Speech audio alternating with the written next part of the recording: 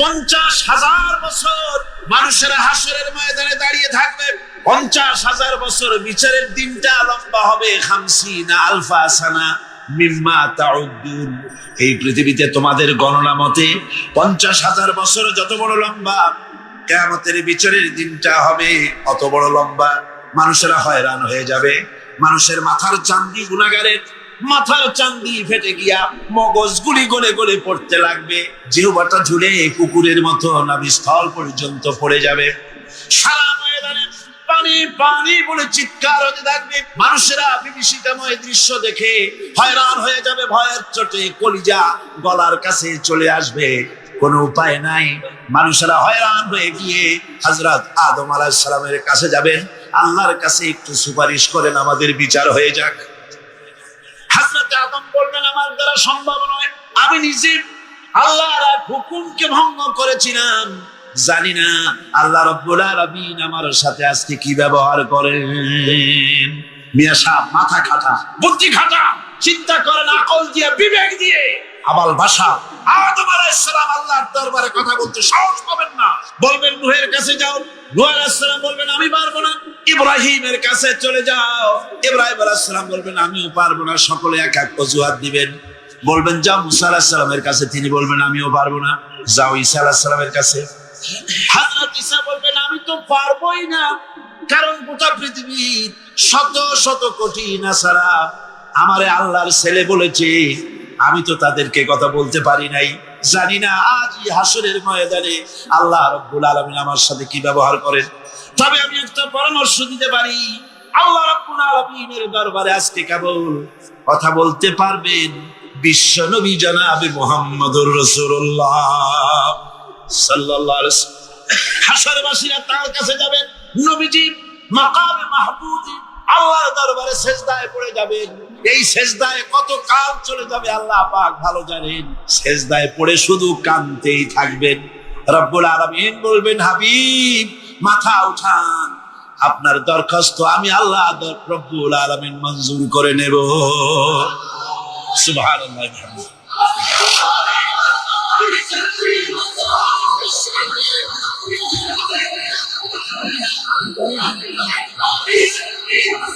আমার ভাইয়েরা, হয় আল্লাহ রাব্বুল আলামিন বলেন কিয়ামতের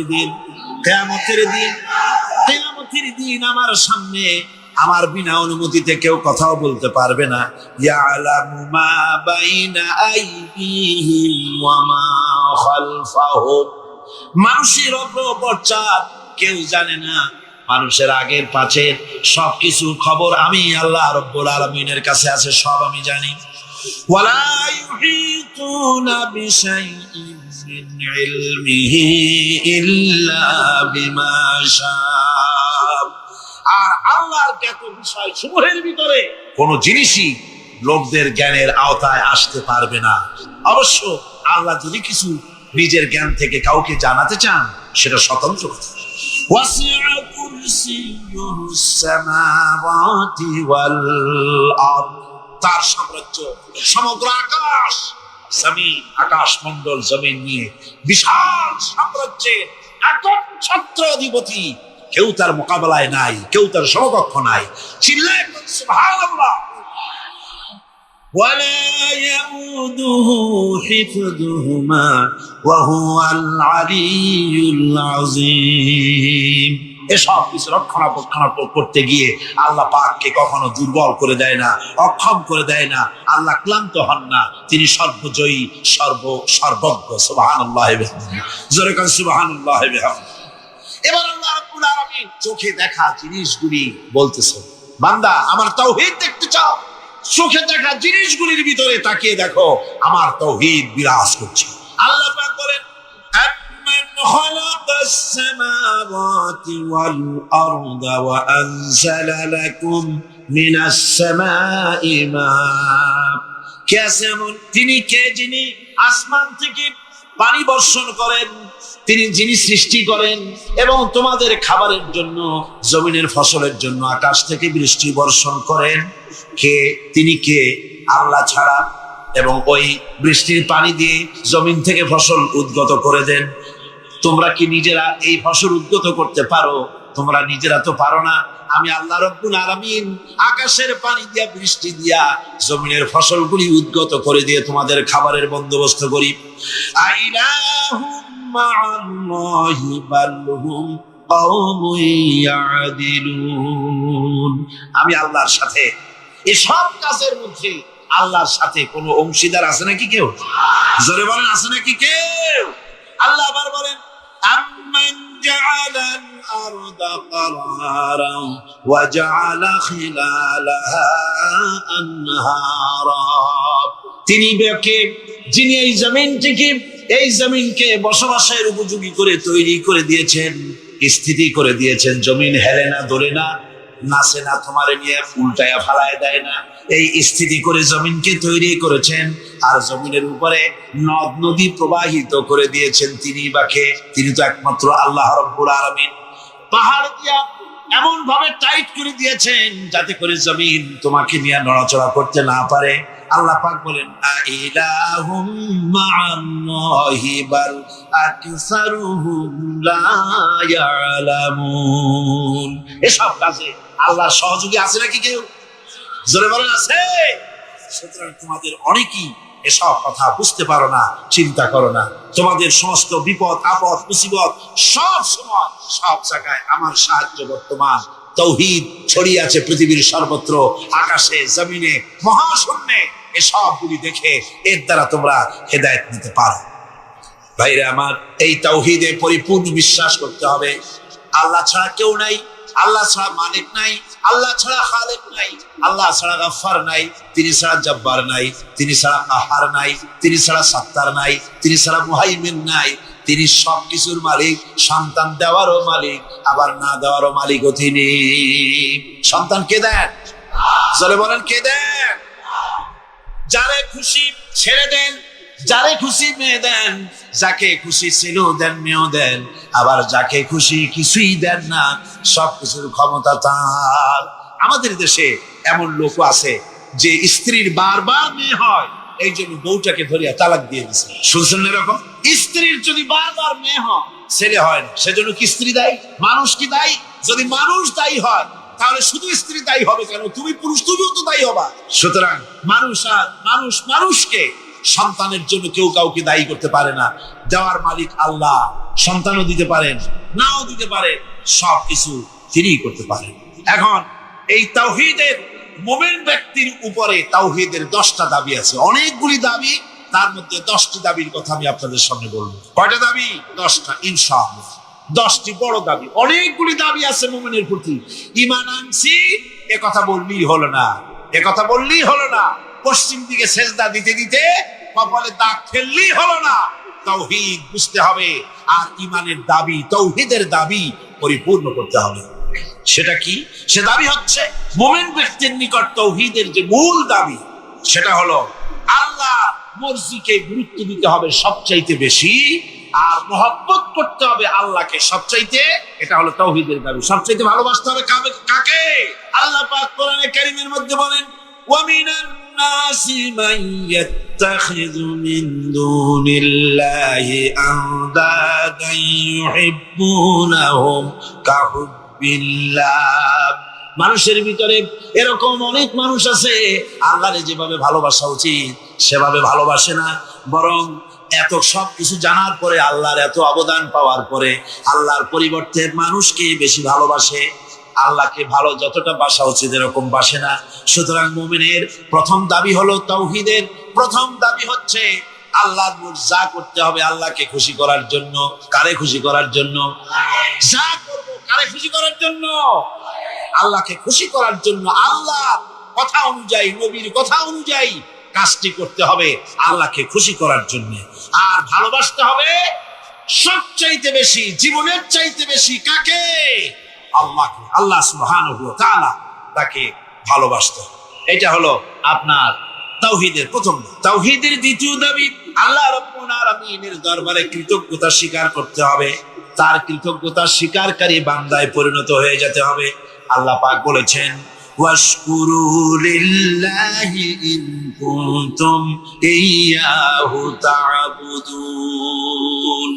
প্রকৃতপক্ষে তোমরা যদি আল্লাহর বান্দাই হয়ে থাকো তাহলে কৃতজ্ঞতা স্বীকার করবে, আল্লাহ একমাত্র তারই প্রশংসা করবে, তার কাছেই শুকরগুজারি করবে। এই শুকরটা যদি বেশি করো তাহলে আল্লাহ খুশি হবেন। আল্লাহ বলছেন, লা ইন শাকারতুম লাযীদান্নাকুম ওয়া লা ইন কাফারতুম ইন্না আযাবি লাশাদীদ। আমার শুকর যদি আদায় করো বেশি করে, তাহলে আমার শুকর আদায় করলে নিয়ামত আমি বাড়ায় দেব। বেশি করে তাহলে আমার শুকর আদায় করলে নিয়ামত আমি বাড়ায় দেব। আর যদি না শুকর হও, কৃতজ্ঞ যদি হও, শুকরিয়া আদায় না করো, তাহলে মস্ত বড় শাস্তি আমি তোমাদের জন্য রেখে দিয়েছি। কোরআনে কারীম বলছে, ওয়াইদা আনআমনা আলাল ইনসানি আ'রাদা ওয়া নাআ বিজানিবিহি ওয়াইদা মাসসাহুশ শাররু ফাদু দুআইন আরিদ।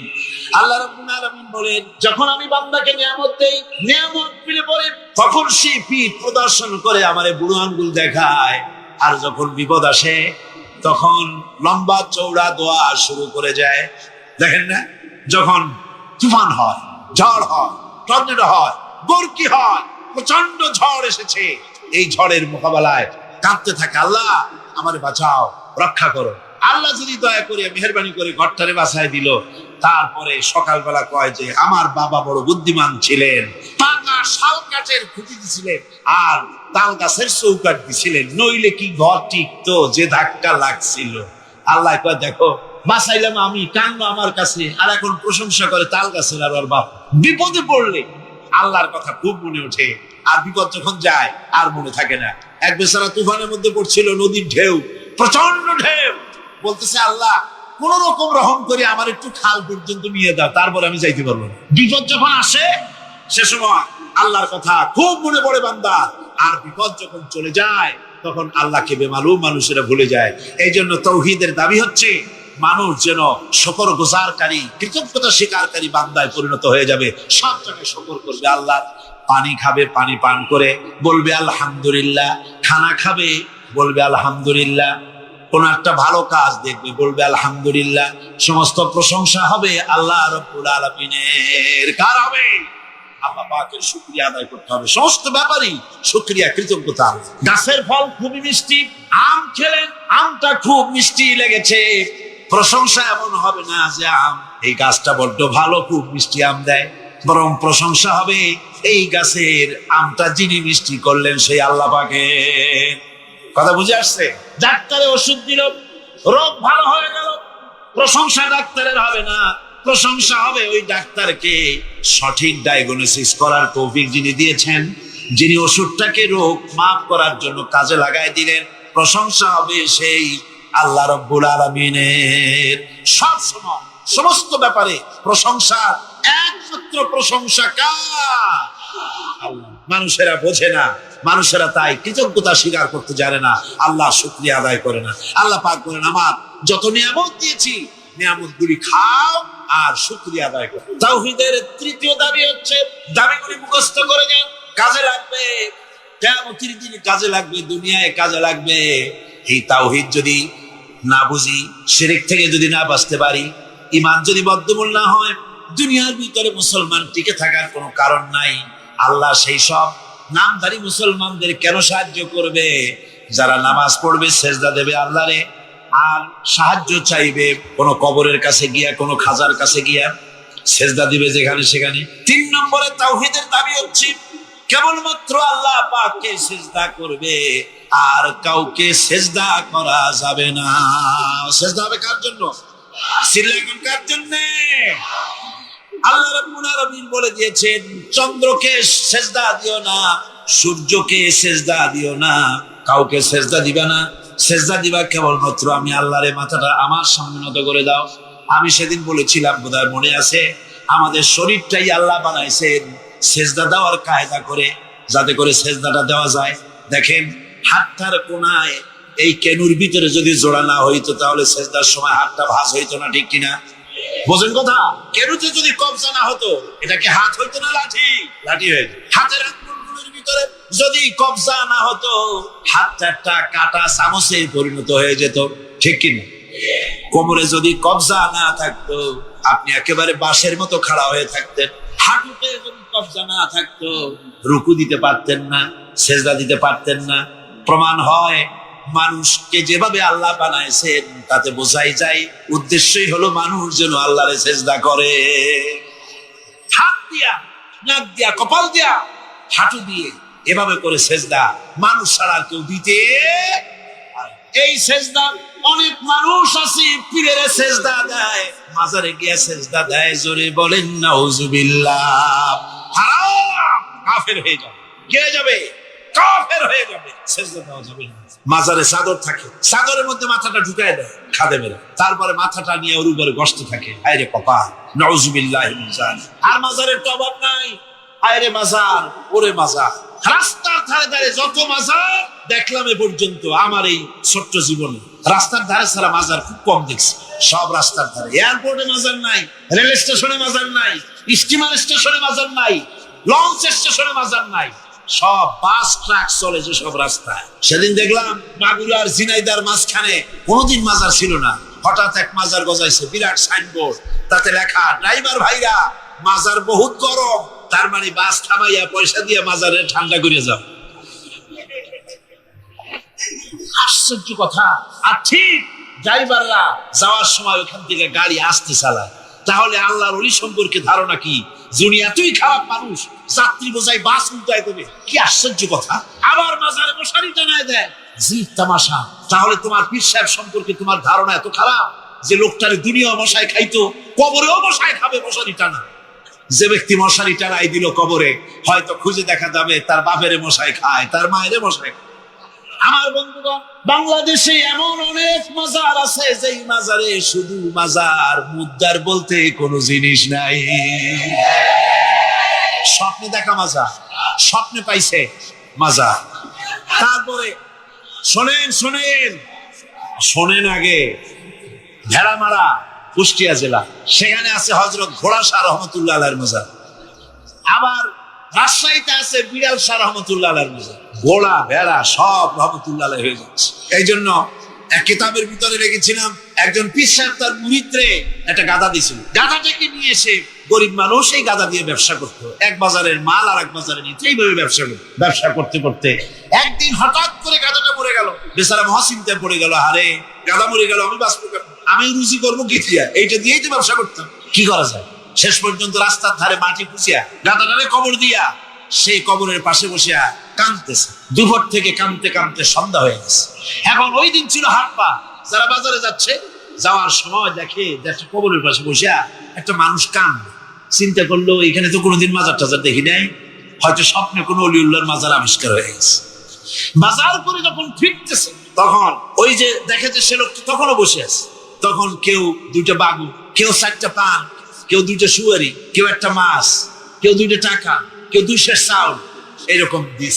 সন্ধ্যার পরে লোকটা যখন চোখ খুলেছে, কত আর কান্দা যায়। এখন বাড়ি যাই, চোখ খুলে দেখে মাশাআল্লাহ, কবরের চতুর্দিকে বেগুন, তরি তরকারি, মাছ, পান, সুপারি, চাউল, টাকা, পয়সা। কয়েছে সুবহানাল্লাহ, হাতি বাঁচলেও লাখ টাকা, মরলেও লাখ টাকা শুনছিলাম, সে কথা যে গাদার ব্যাপারে খাটে তা তো জানতাম না। লোকটা তখন বুদ্ধি করে পরের দিন একটা শালু কাপড় কিনে, একটা লাল শালু কাপড় কবরের উপরে বিছাই দিল। এরপরে কয়েকখান ইট টিট জোগাড় করে ওর পাশে ধ্যানে বসলো। আসতে লাগলো টাকা, পড়তে লাগলো টাকা, বাস টাকা পয়সা আসতে থাকলো। এরপরে মহাপবিত্র ওরস শরীফের ডাক দিয়ে লোকেরা চিন্তা করলো, জিজ্ঞেস করলো, হুজুর এটা কি, কোন হুজুরের মাজার, তা তো জানলাম না। কয়ে পাথরে খোদাই করতে দিছি না, রাত্রি লেগে যাবে। পরের দিন লোকেরা এসে দেখে মাজারের সামনে বিরাট সাইনবোর্ড লেগে গেছে, হযরত গেদা শাহ রহমতুল্লাহ আলাইহির মাজার। এই মুরিদের পীর যিনি, তার কাছে খবর গেল, হুজুর আপনার বাড়িতে যে কবর, এই মাজারে আর কি টাকা হয় আর আপনার ওরসে আর কি লোক হয়, যাই দেখেন আপনার মুরিদের কেরামতি, মাজারে টাকার অভাব নাই, আর সে কি আলিশান মাজার, কত টাকা, কি বিরাট ওরস। বিশ্বাস চিন্তা করলো, আমার মুরিদি আবার কবর বাইল গো। মুরিদের বাড়িতে ডাকাইছে, ডাকায় বললো, বেটা সত্যি করে বল আসল ব্যাপারটা কি। হুজুর আপনি গরিবের মা বাপ, আপনার কাছে মুরিদ হয়েছি, সত্য কথা আপনার না কই যাবো। আপনি যে গাধাটা দিছিলেন, ওই গাধাটা মরে যাওয়ার পর তারপরে কি করি, ওটারে কবর দিলাম, আর তার থেকে হইতে হইতে গাদা শাহ রহমতুল্লাহ আলাইহির মাজার বানাই দিলাম। পীরে কয়, ও আমি আরো না মনে করছিলাম, না জানি তুমি কোনো সত্যি কোনো পীরের মাজার পাইছো নাকি। অসুবিধা হয় নাই, তোমার যে গাদাটা দিছিলাম আমার বাড়ি যে কবর, ওই গাদার মায়ের কবর আমার বাড়ি। আল্লাহ রাব্বুল আলামিন কোরআনে কারীমের ভিতরে হযরত মুসা আলাইহিস সালামের কাছে প্রথম যে ওহী নাজিল করলেন তার মধ্যে বলে দিলেন, ইন্নানি আনাল্লাহ লা ইলাহা ইল্লা আনা ফা'বুদনি ওয়া আকিমিস সালাতা লিযিকরি। নিশ্চয়ই আমি আল্লাহ, লা ইলাহা ইল্লা আনা, আমি ছাড়া কেউ নাই, ফা'বুদনি, আমার গোলামি কর, আমার দাসত্ব কর, আমার আনুগত্য কর, আর আমার শরণার্থে নামাজ আদায় করো। নামাজ আদায়, এই নামাজ আদায় করতে হবে। বহু মুসলমান আছে ভাইরা, অনেক মুসলমান আছে কয়, হুজুর এমনি আমি মানুষটা খারাপ, সত্য কথা বলি, গরিবরে সাহায্য করি, এমনি আমি মানুষটা ভালো, এই মাঝে মধ্যে একটু নামাজ পড়ি না, তাতে কি আমার ইমান নষ্ট হয়েছে নাকি? আমি বলি, ভাই ইমান তো নাই, নষ্ট হবে, ইমান তো থাকা লাগবে। লা দীনা লিমান লা সালাতা লাহু, যার কাছে নামাজ নাই তার কাছে দিন নাই, ইমান কিচ্ছু। যে ব্যক্তি নামাজ পড়ে না, মুসলমান বলে দাবি করার কোনো হক নাই, তার অধিকার নাই। যে ব্যক্তি নামাজ পড়ে, তাওহীদের ৪র্থ নম্বরের দাবি নামাজ আদায় করতে হবে।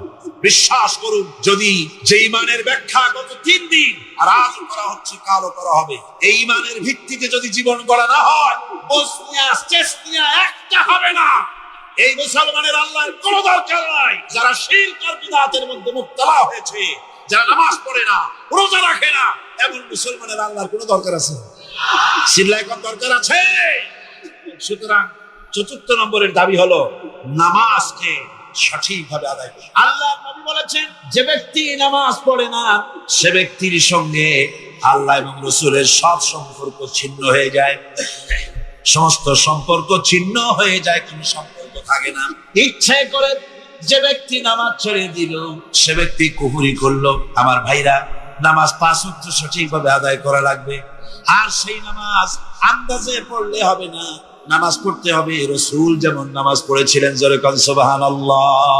রাসূলুল্লাহ বলেছেন, সাল্লু কামা রাআইতুমুনি উসাল্লি, নামাজ পড়ো সেইভাবে যেভাবে আমাকে নামাজ পড়তে দেখছো। সুবহানাল্লাহ। হুজুরের মতো নামাজ পড়তে হবে। নামাজে দাঁড়ায়া আরে কপাল, মসজিদে ঢুকতে যত দেরি, বেরোতে দেরি, বাইরেতে পারলেই যেন বাস। তারপরে ইমাম যদি আত্তাহিয়াত পড়তে একটু দেরি করে বসে, পিছন থেকে সমানে সিগন্যাল আসতে থাকে।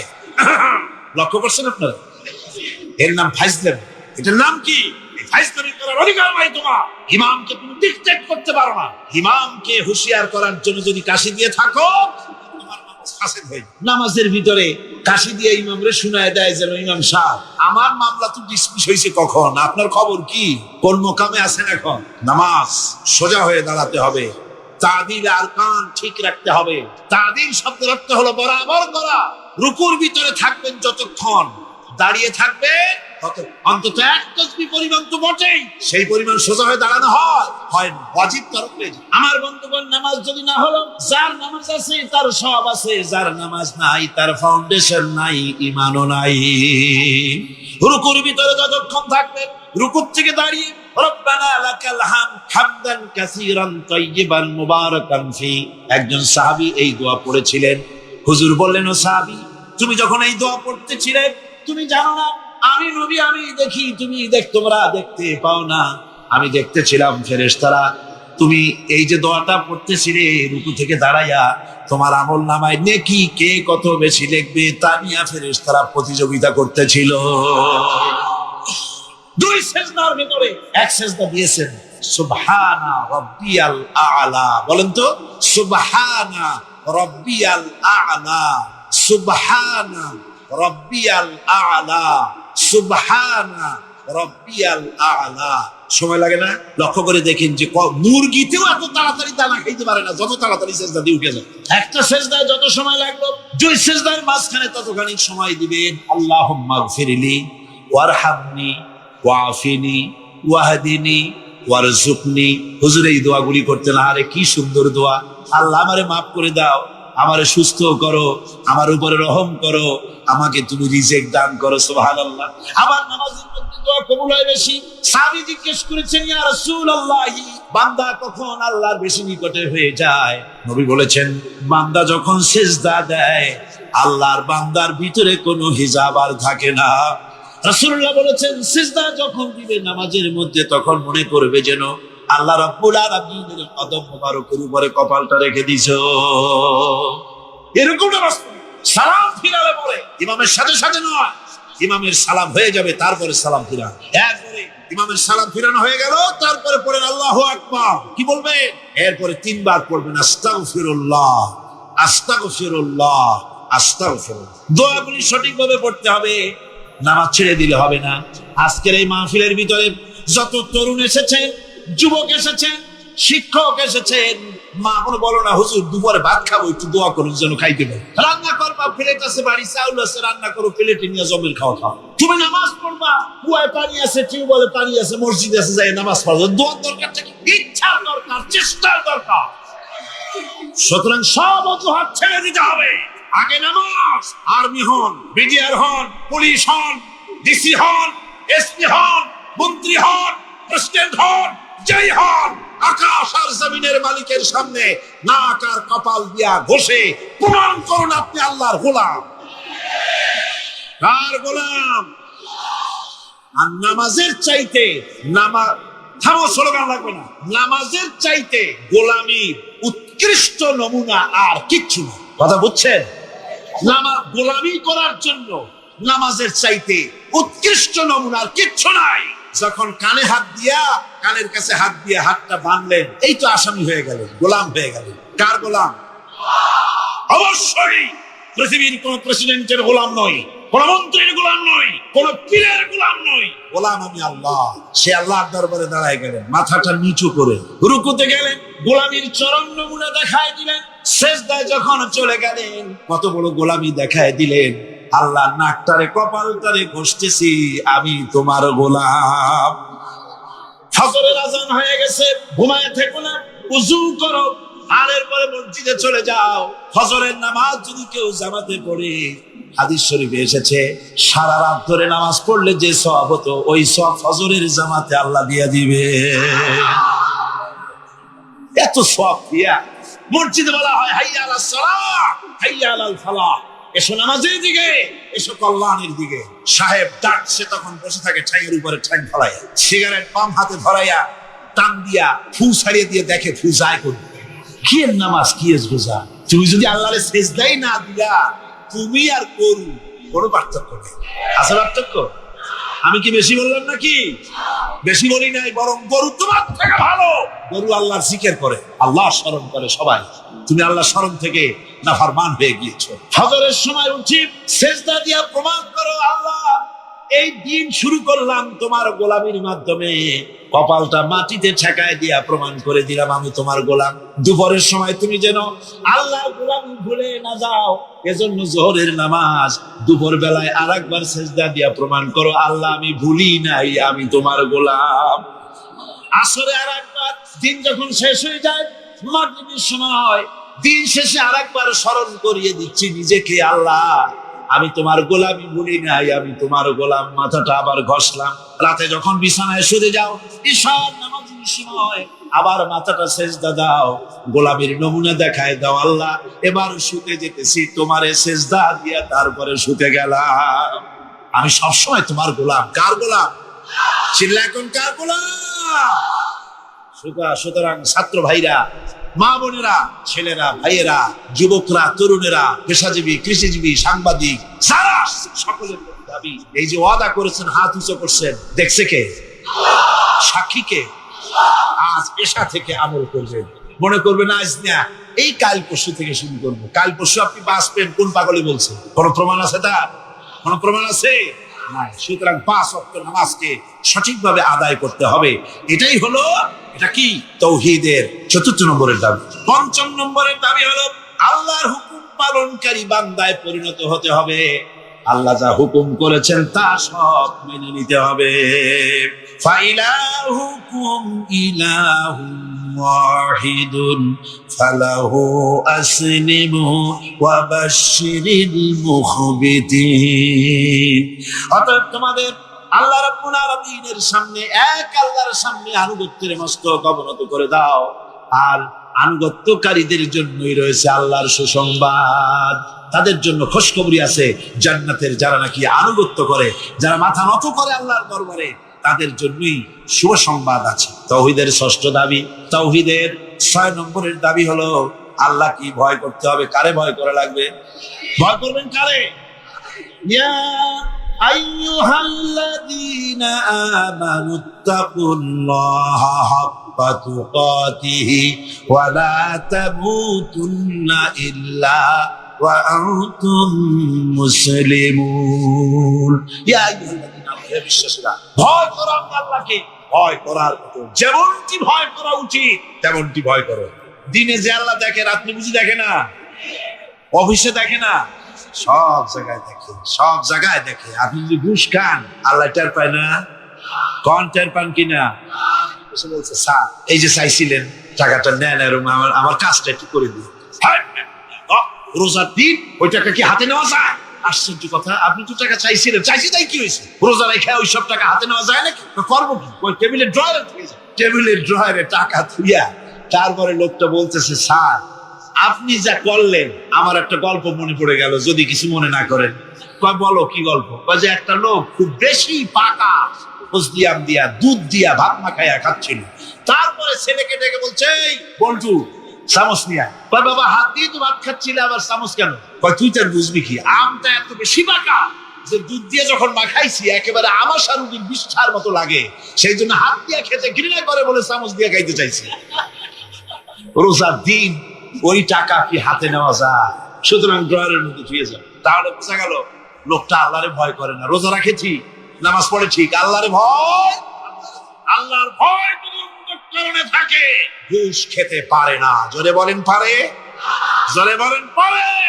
ঘুষ খাও। গরিব মানুষেরা ঘুষ দেয় কাজ আদায় করে, কিন্তু টাকায় বরকত হয় না। বেতন পায় 5,000 টাকা, কিন্তু বাড়িতে রঙিন টেলিভিশন, ডিশ এন্টিনা, ঠেলা কত, পোলাও কোরমার অভাব, বড় বড় পাঙ্গাস হুজুরের বাড়ি হাজির, তারপরে খাসির চর্বি, জব্বের খাওয়া খায়। বেতন 5,000, মাসে ইনকাম করে লাখখানেক টাকা, কিন্তু বরকত নাই। কিরকম বরকত নাই? ঘরে আসছে, সারাদিন খাটাখাটনি করে এসে দেখে মেয়ে একটা গড়াগড়ি করতেছে। কি হয়েছে তোর? আমার পেটে ব্যথা। আর একটা দাঁড়ায় রয়েছে, তোর হয়েছে কি? আমার জেনে ধরছে। বউ মাথা ধরে বসে, তোমার কি? আমার মাথা যায় সিরিয়া বেদনার চোটে। ছেলে একটা দাঁড়ায় এলা হয়, তোর কি হয়েছে? আমি মর। এখন ওজারে টাকা দাও, বৌদ্ধরে টাকা দাও, মৌলবীরে টাকা দাও, তারে পয়সা দাও, ওজা আনো, বৌদ্ধ আনো, ডাক্তার আনো। আনতে আনতে কামাই করছিল 1 লাখ, খরচ হয়ে গেল 1.5 লাখ। হারামে বরকত নাই। হারামে বরকত আছে? বরকত নাই। দেখেন না, কুত্তার বাচ্চা হয় কয়টা বছরে? হ্যাঁ, শিরোমা কুত্তা নাই, কয়টা হয় বাচ্চা বছরে? 7টা 8টা। অর্থ কোনো জন্ম নিয়ন্ত্রণের বালাই নাই, জন্মের হওয়া। এই যে কুত্তা এত হওয়া হইল, সব কুত্তা যদি বাঁচত, আপনারা রাস্তায় হাঁটতে পারতেন? হাঁটতে পারতেন? কুত্তার জ্বালায় হাঁটতে পারতেন না। যেহেতু ওটা হারাম, জন্মের হওয়া হইল, অত কোনো বরকত। আর গরু হলো হালাল। গাভী বাছুর দেয় কয়টা? কয়টা? 1 বছর। আর তারপরে মুসলমানেরা কুয়াতুল মুসলিমিন, জন্মের খাওয়া খায় এই গরু। এরপরে গরুর অভাব আছে? যেহেতু ওটা হালাল, একটু বরকত হয়। হারাম বেতন, বেতন নয়, হারাম ভাবে ঘুষের টাকা নিয়েছেন। যে টাকা দিয়েছে সে তো টাকাটা না দিয়ে পারে নাই, করবে কি? কাজ আদায় করার জন্য দিছে। টাকাটা দেয় আর একটু কষ্টা হাসি হাসে, হাসিও না কান্দাও না, একটা ভেটকি দেওয়ার মতো অফিসের সামনে দিয়া তারপরে বাড়ির দিকে যায় আর বলে, আল্লাহ এতগুলি টাকা আমার দিল, ওরে কলেরা দিয়ে ওর পুষ্টি সাফ করে দিল। এই বদদোয়া করে, এই বদদোয়া করে। তাই ঘুষখোর অফিসারদের কামাই রুজিতে বরকত নাই। কথা ঠিক কিনা কর? ঘুষ ছাড়ো, ঘুষ হারাম, পায়খানার মতো হারাম, শুয়োরের মাংসের মতো হারাম। আমরা সাধারণত 2টি কালে বিশ্বাসী, 2 জগতে বিশ্বাসী, ইহজগৎ আর পরজগৎ, ইহকাল আর পরকাল। আখিরাতের প্রতি ঈমান আনার অর্থই হলো যে মানুষের জন্ম এক বিশেষ উদ্দেশ্যে হয়েছে। সে এক দায়িত্বশীল সত্তা, তাকে এক পূর্ণাঙ্গ জীবন ব্যবস্থা দেওয়া হয়েছে। সে অনুযায়ী তাকে আমল করার দায়িত্ব দেওয়া হয়েছে এবং তা পরিত্যাগ করে ইচ্ছা মতো জীবন যাপন করতে পারবে না। এক কথায় যে ব্যক্তি পড়েছেন লা ইলাহা ইল্লাল্লাহু মুহাম্মাদুর রাসূলুল্লাহ, জোরে পড়েন লা ইলাহা ইল্লাল্লাহু মুহাম্মাদুর রাসূলুল্লাহ। কোন ইলাহ নাই আল্লাহ ছাড়া, উপাস্য নাই, মাবুদ নাই, মুহাম্মদ সাল্লাল্লাহু আলাইহি ওয়াসাল্লাম আল্লাহর রাসূল। এই কথা যারা ঘোষণা করলো তাদের জীবনকে তারা দুইটা ভাগ করতে পারবে না। এক ভাগে আল্লাহর কথা মানবো, আর এক ভাগে নিজের ইচ্ছা মতো চলবো। নামাজ, রোজা, হজ, যাকাত আল্লাহর কথা মতো, অর্থনীতি, সমাজনীতি, রাষ্ট্রনীতি আরেকজনের কথা মতো। জীবনকে দ্বিধা বিভক্ত করার কোন ইখতিয়ার কোন মুসলমানকে দেওয়া হয় না। আর মনে রাখতে হবে, যে ব্যক্তি মুসলমান তাকে কোরআনের আইন মেনে চলতে হবে। এখানে যা হালাল করেছে তাই গ্রহণ করতে হবে, যা হারাম করেছে তা বর্জন করতে হবে, যা আদেশ করেছে তা মানতে হবে, যা নিষেধ করেছে তার থেকে ফিরতে হবে। এই কাজ যারা করে তাদের নাম মুসলমান। জোরে বলেন তাদের নাম মুসলমান। এর বিপরীত যারা, তাদের পরিচয় হচ্ছে মুনাফিক। এর বিপরীত যারা মুসলমান নামধারী, এর বিপরীত যারা, তাদের পরিচয় কি? মুনাফিক। মানুষের জীবন পরকালের আলোচনা করতে গিয়ে একটা ভূমিকা দেওয়া দরকার, তা না হলে বুঝে আসবে না। মানুষের জীবন মৃত্যুর সাথে সাথে শেষ হয়ে যায় না, মৃত্যুর সাথে আরেকটি জীবন আছে। ওই জীবনে আমাদের সকলকে উঠতে হবে।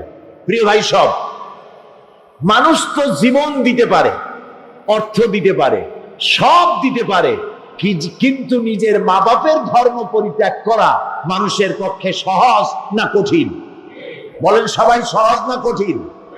নবী করিম সাল্লাল্লাহু আলাইহি ওয়াসাল্লাম যখন ইসলামের দাওয়াত দিলেন, তখন কাফেরেরা নিজেদের বাপ মায়ের 14 গোষ্ঠীর ধর্ম পরিত্যাগ করে ইসলামে এসেছিলেন। এটা কি রাসূল জাদু করেছিলেন? নাউজুবিল্লাহ, জাদু করেন না। তিনি তাদেরকে এই কথাটা বুঝাতে সক্ষম হয়েছিলেন যে এই জীবন শেষ নয়, তোমাদের সকলের মৃত্যু হবে, আমরা সবাই মরে যাব। এই মৃত্যুর পর আরেকটা জীবন আসবে। ওই জীবনে, এই জীবনের প্রত্যেকটি কাজ এবং কথার হিসাব আল্লাহর দরবারে দিতে হবে। এই কথা বুঝাতে রাসূল সক্ষম হয়েছিলেন। সুবহানাল্লাহ। সেই জন্য এই পৃথিবী একদিন শেষ হয়ে যাবে, আমরা মরে যাব, এই পৃথিবী একদিন শেষ হয়ে যাবে। তারপরে নতুন এক জীবন আসবে। কোরআনের পরিভাষায় সেদিনের নাম কিয়ামত, সেই দিনের নাম আখিরাত। প্রিয় ভাই সব, এটার নাম কোরআন শরীফ। এর নাম কি? এর মধ্যে কয়টা পারা আছে? 30 পারা। 30 পারা কোরআন শরীফের ভেতরে আল্লাহ তাআলা পরকালের জীবন সম্পর্কিত যত কথা বলেছেন, যেমন মৃত্যু, কবর, হাসর, মিজান, সিরাত, শাফাত, জাহান্নাম, জান্নাত, অর্থাৎ পরকাল সম্পর্কিত যত কথা আল্লাহ কোরআন শরীফে বলেছেন, তা সব যদি এক জায়গায় করা হয় তাহলে 10 পারা কোরআন শরীফের সমান হবে।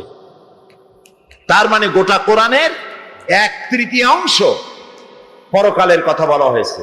একটি মানুষ ভালো হওয়ার জন্য যে আয়াতটি আমি বাছাই করেছি আপনাদের শোনাবার জন্য, এই একটি লম্বা আয়াতের ব্যাখ্যা যদি আমরা আমল করতে পারি, গ্রহণ করতে পারি, দুনিয়ায় সার্থক জীবন, পরকালে জাহান্নাম থেকে আল্লাহ মুক্তি দিবেন। আমরা বলি আমিন। আখিরাতের উপরে ঈমান আনার কারণেই মানুষের জীবন সুন্দর হতে পারে এবং জীবন সুসংহত হতে পারে। পরকাল হবার একটি যুক্তি এভাবে দেওয়া যায়, বহুত যুক্তি আছে, তা আমি দেব না, এক কথায় বলি। সারা বছর ব্যবসা করার পর যেমন হিসাবের জন্য একটা দিন আসে, সারা বছর পরীক্ষা দেওয়ার পর, লেখাপড়া করার পর পরীক্ষা দেওয়ার যেমন একটি সময় আসে, অনুরূপ ভাবে এই পৃথিবীতে জীবনকাল শেষ হয়ে যাওয়ার পর একটি সময় আসবে, যেই সময়টার নাম হলো কিয়ামত। ইন্নাল্লাহা ইনদাহু ইলমুস সাআ ওয়া ইউনাজ্জিলুল গায়সা ওয়া ইয়ালামু মা ফিল আরহাম ওয়া মা তাদরি নাফসুম মাযা তাকসিবু গাদা وما تدري نفس بأي أرض تموت إن الله عليم خبير إن الله عنده علم الساعة নিশ্চয়ই কিয়ামত কবে হবে এই জ্ঞান আল্লাহর কাছে। এই জ্ঞান কার কাছে? কিয়ামত কবে হবে এ কথা কেউ বলতে পারবে না। কে পারবেন বলতে? আল্লাহ তাআলা। এখানে আল্লাহ তাআলা 5টি জ্ঞানের কথা বলেছেন, যে 5টি বিষয় আল্লাহর নলেজে রয়েছে। অসংখ্য জিনিস আল্লাহর নলেজে, সবই আল্লাহর নোটিশে। আল্লাহ তাআলা এখানে 5টি কথা বলছেন। কিয়ামত কবে হবে এটা আল্লাহ তাআলা জানেন। ওয়া ইউনাজ্জিলুল গায়স, আর বৃষ্টি বর্ষণ কবে কখন হবে এটাও আল্লাহ বলতে পারেন কখন হবে। রেডিও, টেলিভিশন, ব্যারোমিটার যন্ত্রের মাধ্যমে আবহাওয়া পরিদপ্তর তাদেরকে খবর জানায়। সেই খবর অনুযায়ী রেডিও টেলিভিশন বলে আগামীকাল বেলা এতটায়, দুপুরে, বিকেলে অমুক অমুক এলাকায় এত মিলিমিটার বৃষ্টি হতে পারে, বজ্রসহ বৃষ্টি হতে পারে। হবেই এমন কথা কেউ বলতে পারে না। বৃষ্টির আসল জ্ঞান কার কাছে? আল্লাহ তাআলার কাছে। ওয়া ইয়ালামু মা ফিল আরহাম, আর মায়ের পেটে কি আছে সেটা কে জানে? আল্লাহ তাআলা জানে। এখানে কেউ কেউ আবার একটুখানি বিভ্রান্তির মধ্যে পড়ে গেছেন। কেউ কেউ বলেন, প্রশ্ন করেছেন, ওয়া ইয়ালামু মা ফিল আরহাম, মায়ের পেটে কি আছে জানে আল্লাহ, কিন্তু ডাক্তাররাও তো জানে। ডাক্তাররাও বলে দিতে পারে যে মায়ের পেটের মধ্যে ছেলে আছে না মেয়ে আছে। বিষয়টা কিন্তু তা না। ওয়া ইয়ালামু মা ফিল আরহাম, মায়ের পেটে কি আছে আল্লাহ জানে। তার মানে হচ্ছে মায়ের পেটে যে সন্তান আছে এই সন্তান ভাগ্যবান না হতভাগ্য, সে দুনিয়ায় ভালো কাজ করবে না খারাপ কাজ করবে, সে কি গরিব হবে নাকি ধনী হবে, সে কি পৃথিবীতে ভালো কাজ করে কিয়ামতে জান্নাতে যাবে না খারাপ কাজ করে জাহান্নামে যাবে। তার জীবনের সব কিছু জানতে পারেন একমাত্র কে জানে? আল্লাহ রাব্বুল আলামিন। ওয়া মা তাদরি নাফসুম মাযা তাকসিবু গাদা, আর কেউ জানে না আগামীকাল সে কি কামাই করবে। ওয়া মা তাদরি নাফসুম বিআইয়ি আরদিন তামুত, আর কেউ জানে না, কোন নফস জানে না কোন দেশে, কোন মাঠে, কখন, কোথায় তার মৃত্যু হবে, কেউ জানে না। ইন্নাল্লাহা আলিমুন খাবীর, এ সব কিছুই একমাত্র আল্লাহ তাআলা পরিজ্ঞাত, তিনি সব জানেন। কিয়ামত হলো, হাসর হলো, মানুষগুলোকে একত্রিত করা হলো। এবার আল্লাহ দরবারে আল্লাহ রাব্বুল আলামিন হিসাব নিবেন, নিকাশ করবেন, হিসাব নেবেন। 2 ধরনের হিসাব হবে। সমস্ত মানব কুলের অপরাধীর ভালো কাজের খাতাপত্র হাজির হয়ে যাবে, এটি এক ধরনের। আর মুমিন ব্যক্তিদের অপরাধের খাতাগুলিও এক জায়গায় হবে আল্লাহ রাব্বুল আলামিনের সামনে। নবীজি বলেছেন, দোয়া করো আল্লাহর কাছে এভাবে, আল্লাহুম্মা হাসিবনি হিসাবান ইয়াসীরা। পড়েন, আল্লাহুম্মা হাসিবনি হিসাবান ইয়াসীরা। আয় আল্লাহ, তুমি আমাকে সহজ হিসাব নাও। সাহাবীরা জিজ্ঞেস করেছেন, নবীজি সহজ হিসাব কাকে বলে? আল্লাহ নবী বলেছেন, কিয়ামতের দিন আল্লাহ রাব্বুল আলামিন যদি কাউকে ক্ষমা করতে চান, কারো প্রতি যদি আল্লাহর দয়া হয়ে যায়, তাহলে রব্বুল আলামিন তাকে এক পর্দার আড়ালে নিয়ে যাবেন আর জিজ্ঞেস করবেন, বান্দারে এই সব গুনাহ করছো নাকি? গুনাহগুলির নাম আল্লাহ বলবেন, দেখায় দিবেন, এই এই গুনাহ করছিস। আল্লাহ আল্লাহ, কে জিজ্ঞেস করবেন? কে জিজ্ঞেস করবেন? সিরা পড়েন, আল্লাহুম্মা হাসিবনি হিসাবান ইয়াসীরা। মানুষের যে সাধারণ হিসাব হবে সে সম্পর্কে আল্লাহ পাক বলেন, ইয়াউমা ইদিন তু'রাদুনা লা তাখফা মিনকুম খাফিয়া। সেদিন তোমাদের হিসাব নিকাশ পেশ করা হবে এবং তোমাদের কোনো বিষয় গোপন রাখা হবে না, কিচ্ছু গোপন থাকবে না, সব প্রকাশিত হয়ে যাবে। ইন্না লিল্লাহি ওয়া ইন্না ইলাইহি রাজিউন। আল্লাহ তাআলা বলেন, ইয়াউমাইযি ইয়াসদুরুন নাসু আশতাতান লিয়ুরাউ আ'মালাহুম ফামান ইয়া'মাল মিসকালা যাররাতিন খায়রান ইয়ারা ওয়া মান ইয়া'মাল মিসকালা যাররাতিন শাররান ইয়ারা। সেদিন মানুষকে বিভিন্ন দলে বিভক্ত করা হবে, সব এক জায়গায় থাকবে হাসরে মানুষ। চোর, ডাকাত, খুনি, এই জাতীয় লোক থাকতে পারে না? পারে কি? তারা কিন্তু এখন নিরাপদ, যেহেতু পুলিশও দেখতেছে না আর র্যাবেও দেখতেছে না, খুব নিরাপদ। কিন্তু হঠাৎ করে যদি বলা হয় এই সমাবেশের ভিতরে সন্ত্রাসী কারা, তাদেরকে আমরা শনাক্ত করেছি, তারা আলাদা হয়ে যাও, তখন অবস্থাটা কেমন হবে? মৌতের শামিল হয়ে যাবে, ঠিক না? সমস্ত মানুষেরা হাসরের মাঠে একসাথে থাকবে, হঠাৎ করে হুকুম হবে, আওয়াজ হবে, অন্তাজুল ইয়াউমা আইয়ুহাল মুজরিমুন, অপরাধীর দলের আলাদা হয়ে যাও। নেককার থেকে তারা তখন আলাদা হয়ে যাবে, দলে দলে বিভক্ত হয়ে যাবে, বিভক্ত হবে, এবং তাদের কৃতকর্ম তাদেরকে এই জন্য করা হবে যাতে করে তাদের কৃতকর্ম তাদেরকে দেখানো যায়। অতঃপর কেউ যদি সরিষা পরিমাণ ভালো কাজ করে পুরস্কৃত করা হবে, সরিষা পরিমাণ খারাপ কাজও যদি করে দেখানো হবে, এবং সেজন্য তাকে তিরস্কার ভোগ করতে হবে, শাস্তি দিতে হবে। প্রিয় ভাই সব, সেই কঠিন হাসরের ময়দানে সমস্ত মানব গোষ্ঠীকে একত্রিত করা হবে। আমল নামা বলতে সেখানে বোঝানো হয় আমল নামা উপস্থিত করা হবে, যাতে মানুষের সকল ধরনের কর্মগুলিকে লিপিবদ্ধ করে রাখা হয়েছে। আল্লাহ তাআলা বলেন, ওয়াউদিয়াল কিতাবু ফাতারাল মুজরিমিনা মুশফিকিনা মিম্মা ফীহি ويقولون يا ويلتنا ما لهذا الكتاب। আর আমলনামার সামনে রাখা হবে, তাতে যা লেখা আছে তার কারণে আপনি অপরাধীদেরকে ভীত এবং সন্ত্রস্ত দেখতে পাবেন। আল্লাহ তাআলা বলছেন, আমলনামা হাতে এসে যাবে, এবং এই হাতে আমলনামা পাওয়ার পর তারা বলবে, মালি হাযাল কিতাব লা ইউগাদিরু সাগীরাতান ওয়ালা কাবীরাতান ইল্লা আহসাহা। এটা কি আশ্চর্য কিতাব! বড় বড় পাপ যা করেছি তাও লেখা হয়েছে, ছোট ছোট পাপ যা করেছি তাও লেখা হয়েছে।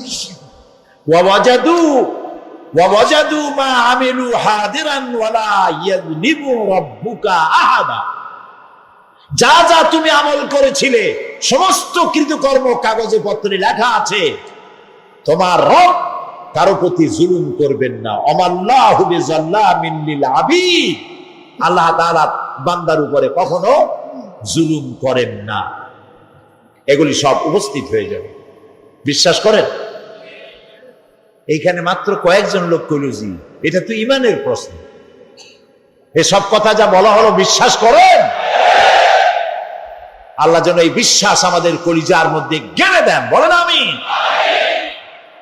প্রিয় ভাই সব, আল্লাহ রাব্বুল আলামিন এই কোরআনে কারীমের ভিতরে সব কিছুকে ওপেন সিক্রেট করেছেন, কোনো গোপন কিছুই রাখেন নাই, সবগুলিকে খুলে খুলে বলে দিয়েছেন। আল্লাহ তাআলা বলেন, ওয়া কুল্লা ইনসানিন আলজামনাহু তাইরাহু ফি উনুকি ওয়া নুখরিজু লাহু ইয়াওমাল কিয়ামাতি কিতাবান ইয়ালকাহু মানসুরা। ওয়া কুল্লা ইনসানিন আলজামনাহু তাইরাহু ফি উনুকি। আমি প্রত্যেক মানুষকে, মানুষের কর্মকে তার গ্রীবা লগ্ন করে দিয়েছি। এই যে গলা, গলা, এই গলার কাছে একটা ঘুটলির মতো, একটা সিম কার্ডের মতো এইখানে আমি রেখে দিয়েছি। কোথায়? কোন গলায়? কে বলতেছেন এ কথা? অদৃশ্য এই ঘুটলি, এটা তো দেখি না, এটা কে বলতেছেন? আমি কিন্তু দেখতে পাচ্ছি না। আপনারা দেখেন নাকি? কেউ দেখেন না। হাত দিয়ে ধরে দেখেন, পান নাকি? ধরাও যায় না, দেখাও যায়। আল্লাহ বলছেন আছে, তাহলে বিশ্বাস করতে হবে। এর ভিতরে সব রেকর্ড হয়ে যাচ্ছে। আপনি বলবেন এতটুকু ঘুটনির মধ্যে, তাবিজের মধ্যে আমার সারা জীবনের সব কথার সব কাজ ঢোকে কেমনে? কেমনে লেখা? তাহলে পাল্টা প্রশ্ন করি, আপনার মোবাইলের সিম কার্ডে এত ফোন নাম্বার, এত ইমেল, এত কি বলে, এত টেক্সট, এত কিছু, আপনার আরো কি জানি আছে, মেসেজ দেওয়াটা হাবিজাবি আছে না, অনেক কিছু বুঝছি শুনতে, এগুলো কেমনে হয়? ছোট্ট একটা সিম কার্ডের মধ্যে কেমনে হয়? শত শত টেলিফোন নাম্বারের মধ্যে ঢুকে যায়। আমার একটা টেলিফোন দিয়ে মোবাইল দিল, কোথা থেকে দিল? লিসবন। কোথায়? কি আন্দাজে কয়েছে? লিসবন হচ্ছে পর্তুগালের রাজধানী। পর্তুগালের রাজধানী, সেখানে প্রোগ্রাম ছিল, ওরা আমাকে একটা মোবাইল দিল। এটি যে কত ফাংশন আল্লাহ ভালো জানে, আমি এখনো শিখতে পারিনি এত ফাংশন, এতটুকু একটা মোবাইলের লোক। কম্পিউটার, কম্পিউটারের ছোট্ট একটা মাইক্রোচিপ যন্ত্র, যে কম্পিউটার ব্যবহার করা এখন বাচ্চা ছেলেপেলেরাও জানে, এটা একটা পৃথিবীর বিস্ময়। এই কম্পিউটার, আপনি যান ব্যাংকে, কম্পিউটারের ছোট্ট সেই মাইক্রোচিপসের মধ্যে সারা চট্টগ্রামের সমস্ত মানুষের টাকা লেনদেন, ট্রানজেকশন, এর যা কিছু আপনি করেছেন সব কিছুর হিসাব এখানে রয়েছে, আছে না? তাহলে এতটুকু একটা মাইক্রোচিপসের মধ্যে এত সহস্র কোটি কোটি টাকার হিসাবপত্র, লেনদেন, এই ছোট্ট জিনিসের মধ্যে ঢুকাবার মতো জ্ঞান মানুষের মাথায় দিছে কে? বলেন কে? সেই আল্লাহই তো গলায় ঝুলাই রাখছে। তাহলে এটা সম্ভব না? সম্ভব কি না? সম্ভব। এখন এই কথাগুলি বলে আল্লাহ মানুষের ক্ষতি করছেন না উপকার করছেন? উপকার করেছেন। এইটা যদি আমার বিশ্বাসে থাকে যে আমার গলার কাছে এরকম একটা সিম কার্ড আছে, একটা সিম আছে মোবাইলের মতো, এটা মনে করেন মোবাইলের একটা সিম গলায় ঝুলানো আছে, এটা সব উঠতেছে, যা বলেন তাই ওঠে, যা করেন তাই ওখানে লেখা হয়। সুবহানাল্লাহ। এই বিশ্বাস যদি আমার হয়, আমি ভালো মানুষ হয়ে যেতে পারবো। সুবহানাল্লাহ বলুন। আমি খারাপ কাজ করতেই পারবো না। এই জন্য আল্লাহ পরকালের এই কথাগুলি কোরআনে কারীমের মধ্যে এত বেশি করে বলেছে। মানুষের চরিত্রবান হওয়ার জন্য আল্লাহর ভয়, পরকালে বিশ্বাস, এর থেকে বড় ওষুধ পৃথিবীতে আর নাই। সব লেখা হচ্ছে। প্রিয় ভাই, সব মানুষ বোঝে না, ভুলে যায়। সিগারেটের প্রত্যেকটা প্যাকেটে লেখা থাকে ইহা স্বাস্থ্যের জন্য ক্ষতিকর, তারপরেও কি টানা টানে দেখছেন? বিশ্বাস করেন, গাছ হয়ে গেছে। এই আমলনামা তৈরি হচ্ছে, হঠাৎ করে কিয়ামতে বানায় দেওয়া হবে না। আপনার আমার বডির সাথে লাগানো ওই সিম কার্ডে সব লেখা হয়ে যাচ্ছে। কিয়ামতের দিন এগুলি হাতে দেওয়া হবে, আর আল্লাহ তাআলা বলবেন, ইকরা কিতাবাকা কাফা বিনাফসিকাল ইয়াউমা আলাইকা হাসিবা। ইকরা কিতাবাক, তাকে বলা হবে এবার তুমি পড়ো। কাফা বিনাফসিকাল ইয়াউমা আলাইকা হাসিবা, তোমার এই কিতাব পড়ো, আর তোমার এই হিসাব গ্রহণ করার জন্য কিতাবটা ভালো করে পড়ো। তোমার নিজের হিসাব নেওয়ার জন্য তুমি নিজেই যথেষ্ট। তুমি দোজখে যাবা না বেহেশতে যাবা, তুমি নিজেই সিদ্ধান্ত নাও কোথায় যাবে। তোমার নিজের কি করছিলা এখন তুমি দেখো। এই জন্য আমি বলি মাঝে মধ্যে আমরা এখন হিসাব করতে পারি এখানে বসে। আমাদের কি হওয়া উচিত? ছোটবেলার কথা মনে আছে? নাই? মনে নাই? এই যে স্কুলে স্কুল থেকে পলাইছিলেন, তারপরে 2 দিন পর স্কুলে গিয়ে হাজির হয়েছেন। মাস্টার জিজ্ঞেস করলো গতকাল আসো নাই কেন? তখন বললেন মা বলেছেন আমার নাকি পেটে ব্যথা হয়েছিল। এইসব স্কুল ফাঁকি দেওয়া, মার খাওয়া, মানুষের বাড়ির লিচু খাইতে গিয়ে চুরি করিয়া কিল খাওয়া, এইসব ছোট ছোট কথা মনে পড়লে এখনো হাসি পায়। এসব কথা মনে আছে না? ছোট ছোট কথা। তাহলে কোন হোটেলে, কোন বাগানে, কোথায় কোন পাপ করেছেন তা মনে নাই? এখন নিজে হিসাব করেন জায়গা কোথায় হওয়া উচিত। পাপ করেছেন কত, ভালো কাজ করেছেন কত, নিজে হিসাব করে দেখেন কোন দিকে যাবেন। আমরা নিজেরাই যথেষ্ট হিসাবের জন্য। আল্লাহ তাই বলবেন কিয়ামতের দিন, ইকরা কিতাবা, তোমার কিতাব তুমি পড়ো, তোমার হিসাব নেওয়ার জন্য তুমিই যথেষ্ট। আহারে, আল্লাহ রাব্বুল আলামিন বলেন ওয়া আশরাকাতিল আরদু বিনুরি রাব্বিহা ওয়া wudi'al কিতাবু ওয়া জিআ'a বিন নাবিয়্যিনা ওয়াশ শুহাদা'a বাইনাহুম বিল হক ওয়া হুম লা ইউযলামুন। পৃথিবী তার রবের নূরের ঝলকানিতে উদ্ভাসিত হবে। সুবহানাল্লাহ, সুবহানাল্লাহ। আল্লাহর নূরের ঝলকানিতে গোটা পৃথিবী উদ্ভাসিত হয়ে যাবে। আমলনামা তুলে ধরা হবে, পয়গম্বর এবং সাক্ষীগণকে হাজির করা হবে এবং সকলের প্রতি সুবিচার করা হবে, তাদের কারো প্রতি জুলুম করা হবে না। আল্লাহ গ্যারান্টি দিচ্ছেন কারো প্রতি জুলুম করা হবে না। সুতরাং হে মানুষেরা, ইয়া আইয়ুহাল ইনসানু ইন্নাকা কাদিহুন ইলা রাব্বিকা কাদহান ফামুলাকি। হে মানুষ, তোমার পালনকর্তা পর্যন্ত পৌঁছতে তোমাকে অনেক কষ্ট করতে হবে, এরপর তুমি তার সাক্ষাৎ পাবে। কিয়ামতে তোমার সাক্ষাৎ হবে। কাজেই তোমার নিজের আমলকে সুন্দর করে আমলকে তৈরি করে নাও। فَأَمَّا مَنْ أُوتِيَ كِتَابَهُ بِيَمِينِهِ فَسَوْفَ يُحَاسَبُ حِسَابًا يَسِيرًا وَيَنْقَلِبُ إِلَى أَهْلِهِ مسرورا। সুবহানাল্লাহ। যার ডান হাতে আমলনামা দেওয়া হবে, কিয়ামতের দিন আমলনামাগুলি উড়িয়ে দেওয়া হবে। ইমানদারের সামনের থেকে কোন হাতে, আর বেঈমানের পিছন থেকে বাম। এই আমলনামা যখন যার ডান হাতে আমলনামা পৌঁছে যাবে, তার হিসাব নিকাশ সহজ হয়ে যাবে। আমলনামা হাতে করে আনন্দ চিত্তে সে আপন পরিবারের সঙ্গে মিলিত হতে পারবে। সুবহানাল্লাহ। আল্লাহ কিয়ামতের দিন দয়া করে আমাদের আমলনামা আমাদের ডান হাতে দিয়ে দিও। আল্লাহ তাআলা দয়া করে আমাদের হাতে, আমাদের ডান হাতে আমাদের আমলনামা দিও। দয়া করে আমাদের আমলনামা আমাদের ডান হাতে দিও। আনন্দ চিত্তে পরিবারের সঙ্গে দেখা করে সব পরিবার, মা বাপ, স্ত্রী পুত্র পরিজন, ভাই বোন, বন্ধু বান্ধব নিয়া এক জান্নাতে থাকার তৌফিক দিও।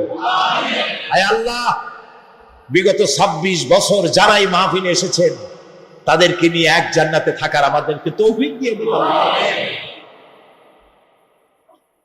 وَأَمَّا مَنْ أُوتِيَ كِتَابَهُ وَرَاءَ ظَهْرِهِ فَسَوْفَ يَدْعُو ثُبُورًا وَيَصْلَى سَعِيرًا।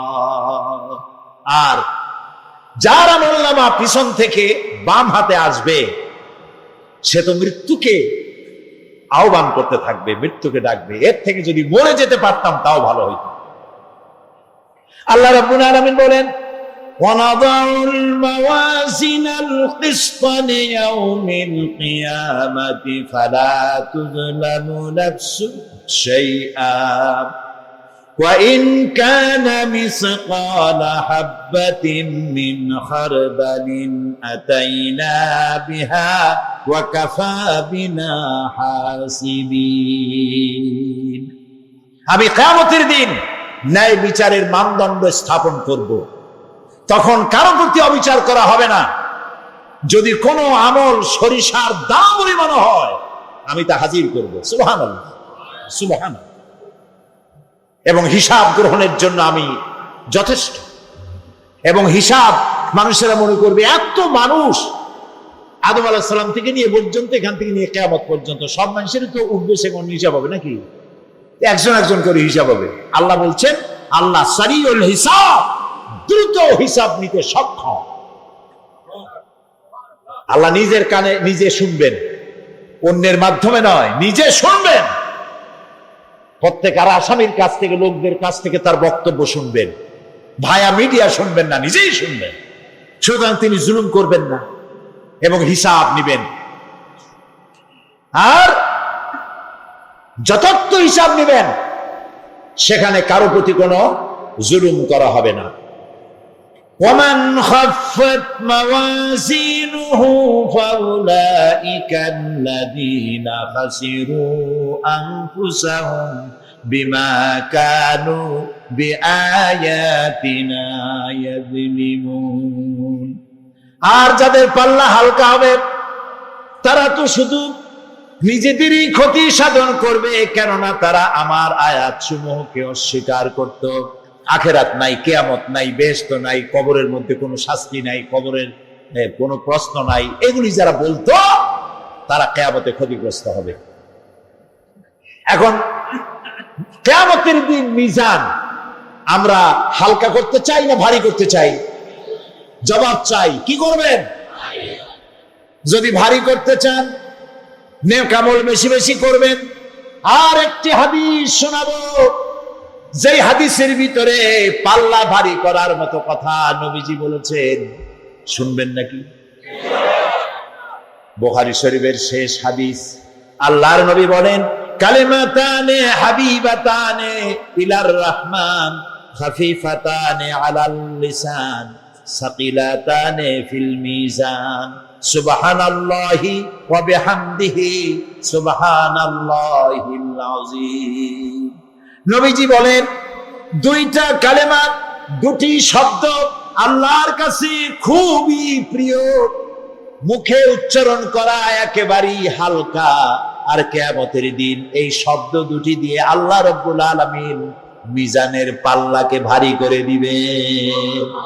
সেই শব্দ দুটি হলো, পড়েন আমার সাথে, সুবহানাল্লাহি ওয়া বিহামদিহি সুবহানাল্লাহিল আযীম। সবাই পড়েন, সুবহানাল্লাহি ওয়া বিহামদিহি সুবহানাল্লাহিল আযীম সুবহানাল্লাহি ওয়া বিহামদিহি সুবহানাল্লাহিল আযীম। জান্নাতের ভিতরে মানুষের কোনো দুঃখ থাকবে না। কাদের দুঃখ থাকবে না? জান্নাতীদের। কথা কি শোনেন? সাথে সাথে ঠাস ঠাস করে জবাব দিতে পারেন না কেন? জান্নাতীদের ভেতরে, জান্নাতীদের কি থাকবে না? কোন দুঃখ থাকবে না। একটা দুঃখ থাকবে। কটা দুঃখ? একটা দুঃখ থাকবে। জান্নাতীরা জান্নাতের ভেতরে মনে মনে ভাববে, কারণ জান্নাত তো সকলের জন্য একরকম হবে না। কারো হবে ফার্স্ট ক্লাস, কারো হবে ডিলাক্স, কারো হবে সুইট ডিলাক্স, কারো হবে second class, third class, fourth class, এরকম। এটা কি ইনসাফ না জুলুম? ইনসাফ। আপনি খালি নামাজ পড়ছেন, রোজা রাখছেন, হজ করছেন, যাকাত করছেন, যাকাত দিছেন, হালাল হারাম বাইসা করছেন, আপনারে যে জান্নাত দেওয়া হবে, ওই ব্যক্তি যিনি তাহাজ্জুদের নামাজ পড়েছেন, কোরআন বুঝেছেন, কোরআন প্রতিষ্ঠার জন্য আন্দোলন করেছেন, জেল খেটেছেন, জরিমানা দিয়েছেন, ফাঁসির মঞ্চে চড়েছেন, তার জান্নাত আর আমার জান্নাত সমান হওয়া কি উচিত?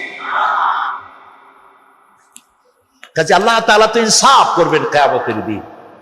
নবীদের, সাহাবীদের, তারপরে দ্বীনের জন্য যে যত পরিশ্রম করেছেন তার পুরস্কারটা সেরকমই হবে। এই জান্নাতীর ভিতরে, জান্নাতীদের মধ্যে কোনো দুঃখ থাকবে না, একটি দুঃখ ছাড়া। তারা মনে মনে ভাববেন, রব্বুল আলামিন অমুক অমুক সময় চায়ের দোকানে বসে আড্ডা মেরেছিলাম, বাসের মধ্যে ঘন্টার পর ঘন্টা বসেছিলাম, আজে বাজে চিন্তা করেছি, সময় চলে গেছে ঘন্টার পর ঘন্টা। ওই সময়গুলিতে যদি তোমার নামের জিকির করতাম, তেলাওয়াত করতাম, তাহলে জান্নাতের ভিতরে আজ আমি আরো ভালো ভালো জায়গা পাইতাম। হাদিস শরীফে এসেছে কিয়ামতের দিন জান্নাতীদেরকে আল্লাহ বলবেন, তেলাওয়াত করো আর উপরে উঠতে থাকো, তেলাওয়াত করো আর উপরের দিকে উঠতে থাকো, ধীরে ধীরে পড়ো, ধীরে ধীরে তেলাওয়াত করো। ধীরে ধীরে তেলাওয়াত করতে করতে তোমার তেলাওয়াত জান্নাতের যে স্তরে গিয়ে শেষ হবে, জান্নাতের ওই জায়গা তোমার জন্য বরাদ্দ হবে। এখন যার মুখস্থ সাদি খালি কুল্লু আল্লাহ আর ইজাজা নাসরুল্লাহ, দুই পাও দিয়েই বসে থাকে, আহারে কোরআন শরীফ মুখস্থ করেন। আল্লাহ যেন আমাদেরকে সকল মানুষকে এই সেতু পার হতে হবে। তখন মুমিন ব্যক্তিরা সফলভাবে তা পার হয়ে যাবে। আর এ কাজে ব্যর্থ হবে সে, যে ব্যক্তি ব্যর্থ হবে সে জাহান্নামে নিক্ষিপ্ত হবে। আল্লাহ আল্লাহ আল্লাহ আল্লাহ রাব্বুল আলামিন বলেন, ওয়া ইম মিনকুম ইল্লা ওয়ারিদুহা কানা আলা রাব্বিকা হাতমান মাকদিয়া সুম্মা নুনাজ্জি আল্লাযীনা ইত্তাকাউ ওয়া নাযারু আয-যালিমিনা ফীহা জিসিয়া। তোমাদের মধ্যে সকলেই তা পার হবে, এটা আপনার রবের ফয়সালা, আপনার আল্লাহর ফয়সালা। এরপর আমি খোদা বিরুদ্ধে উদ্ধার করব, আর জালিমদেরকে সেখানে নত জন অবস্থায় ছেড়ে দেব, মানে জাহান্নামের মধ্যে নিক্ষিপ্ত হবে, আর ইমানদারেরা পার হয়ে চলে যাবে। সুবহানাল্লাহ। আল্লাহ তাআলা যেন দয়া করে আমাদেরকে সিরাত বিজলি গতিতে, বৈদ্যুতিক গতিতে আল্লাহ যেন আমাদেরকে পার করে দেন। বলেন আমিন, সবাই বলেন আমিন। এরপরে শাফাত, শেষ দিবসের প্রতি বিশ্বাসী প্রত্যেক ব্যক্তি সুপারিশ বা শাফাতের বিষয়টা বিশ্বাস রাখতে হবে। দুটি শর্তের ভিত্তিতে শাফাত হবে। সুপারিশকারী সুপারিশের জন্য আল্লাহর অনুমতি লাগবে, আর শাফায়াতকৃত ব্যক্তির জন্য আল্লাহর সন্তুষ্টি প্রয়োজন। এই দুটি শর্ত। প্রথম শর্তের প্রতি ইঙ্গিত করে আল্লাহ তাআলা বলেছেন, যেটা আমরা আয়াতুল কুরসির মধ্যে পড়ি, মান যাল্লাযী ইয়াশফাউ ইনদাহু ইল্লা বিইজনিহি। এমন কে আছে যে অনুমতি ব্যতীত আল্লাহর কাছে সুপারিশ করতে পারে? আছে কেউ? কেউ নেই। আল্লাহ রাব্বুল আলামিন সুপারিশ করার জন্য যাকে পারমিশন দিবেন আর যার জন্য দিবেন, মাত্র সেই ব্যক্তি শুধু তার জন্যই সুপারিশ করতে পারবে, নিজের ইচ্ছা মতো কারোর জন্য সুপারিশ করতে পারবে না। আমাদের জাতির পিতা নাম কি? সব সময় মনে রাখবেন, আদৌ ভুলবেন না। এই প্রশ্নে কোনো আপোষ নাই। জাতির পিতা কে? হযরত ইব্রাহিম আলাইহিস সালাম কিয়ামতের দিন আল্লাহ রাব্বুল আলামিনের দরবারে ফরিয়াদ করবেন, রব্বুল আলামিন, আমার আব্বাজানের জন্য সুপারিশ করি, তুমি দয়া করে তাকে জাহান্নাম থেকে বাঁচায়া দাও। রব্বুল আলামিন বলবেন, ইব্রাহিম, তোমার এই সুপারিশ মঞ্জুর হলো না। ইব্রাহিম আলাইহিস সালামের সুপারিশ মঞ্জুর হবে না। আল্লাহ তাআলা বলবেন, ইব্রাহিম, আজর তোমার পিতা হতে পারে, কিন্তু আমার খলিলকে আগুনে ফেলার ষড়যন্ত্রে লিপ্ত ছিল, আমি তারে ক্ষমা করব না। নবী করিম সাল্লাল্লাহু আলাইহি ওয়াসাল্লামকে প্রশ্ন করা হয়েছে, রাসূল, আপনার মা বাপের অবস্থা কি হবে? রাসূলুল্লাহ বলেছেন, কিয়ামতের দিন আমি আমার মা বাপের কোনো উপকারে আসব না। রাসূলুল্লাহ কাঁদতেছিলেন, সাহাবায়ে কেরাম কাঁদতেছিলেন। فلا هادي له ونشهد أن لا إله إلا الله وحده لا شريك له ونشهد أن سيدنا ونبينا وشفيعنا وسندنا وحبيب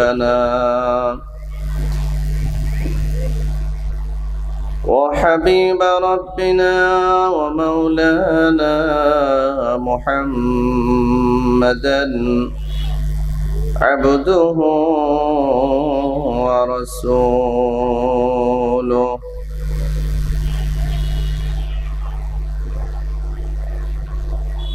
الذي أرسله بالحق بشيرا ونذيرا وداعيا إلى الله بإذنه وسراجا وقمرا منيرا أما بعد فأعوذ بالله من الشيطان الرجيم بسم الله الرحمن الرحيم يا أيها الذين آمنوا اتقوا الله حق تقاته ولا تموتن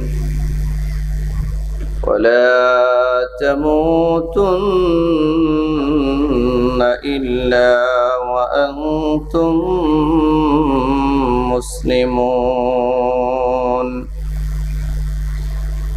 واعتصموا بحبل الله جميعا ولا تفرقوا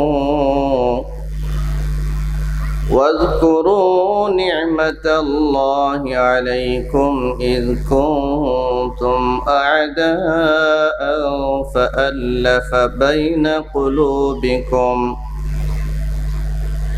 فألف بين قلوبكم فأصبحتم بنعمته إخوانا وكنتم على شفا حفرة من النار فأنقذكم منها كذلك يبين الله لكم آياته لعلكم تهتدون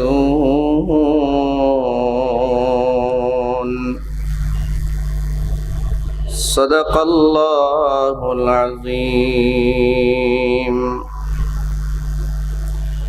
عن أبي هريرة رضي الله تعالى عنه قال رسول الله صلى الله عليه وسلم من يأخذ عني هؤلاء الكلمات فيعمل بهن أو يعلم من يعمل بهن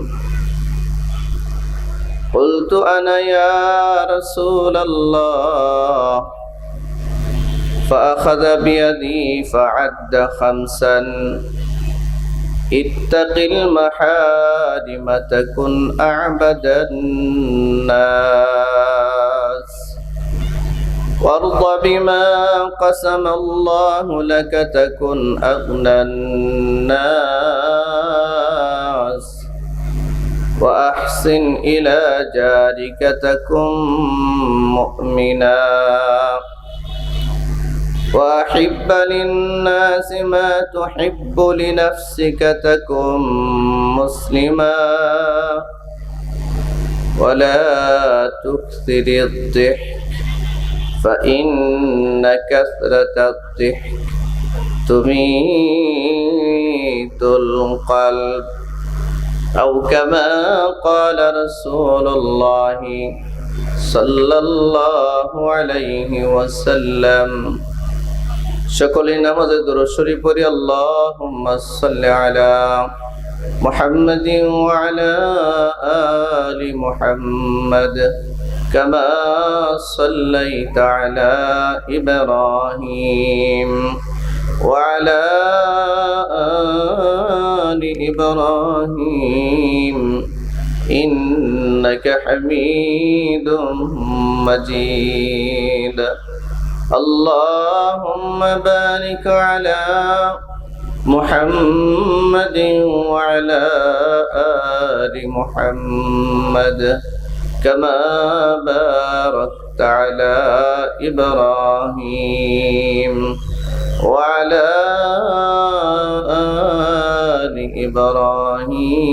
إبراهيم إنك حميد مجيد ربي زدني علما ربي يسر ولا تعسر وتمم بالخير رب اشرح لي صدري ويسر لي أمري واحلل عقدة من لساني يفقه قولي سبحانك لا علم لنا إلا ما علمتنا إنك أنت العليم الحكيم وسبحانك لا فهم لنا إلا ما فهمتنا إنك أنت الجواد الكريم الحمد لله ثم الحمد لله নওয়াপাড়া বাইতুস-সালাম জামে মসজিদ ও কারিমিয়া হাফিজিয়া মাদ্রাসা কর্তৃক আয়োজিত আজকের এই 16তম বার্ষিক দুদিনব্যাপী তাফসীরুল কোরআন মাহফিলে আজকের সমাপনী দিবসের সম্মানিত সভাপতি হযরতুল আল্লাম হযরত মাওলানা তৈয়বুর রহমান সাহেব মুহাদ্দিস নওয়াপাড়া পীরবাড়ি মাদ্রাসা আজকের মাহফিলে আমার আগে কথা বলেছেন হযরতুল আল্লাম হযরত মাওলানা আলহাজ হযরত মাওলানা মাসুম বিল্লাহ সাহেব মুহতামিম ইয়াহিয়া উলুম আল ইসলামিয়া মাদ্রাসা নোয়াপাড়া এবং এই মাহফিলে আজকে আলোচনা পেশ করেছেন আমার প্রিয় ভাই প্রিয় বন্ধু হযরত মাওলানা মুজিবুর রহমান সাহেব পেশ ইমাম ও খতিব নোয়াপাড়া গোহাট বাইতুস-সালাম জামে মসজিদ।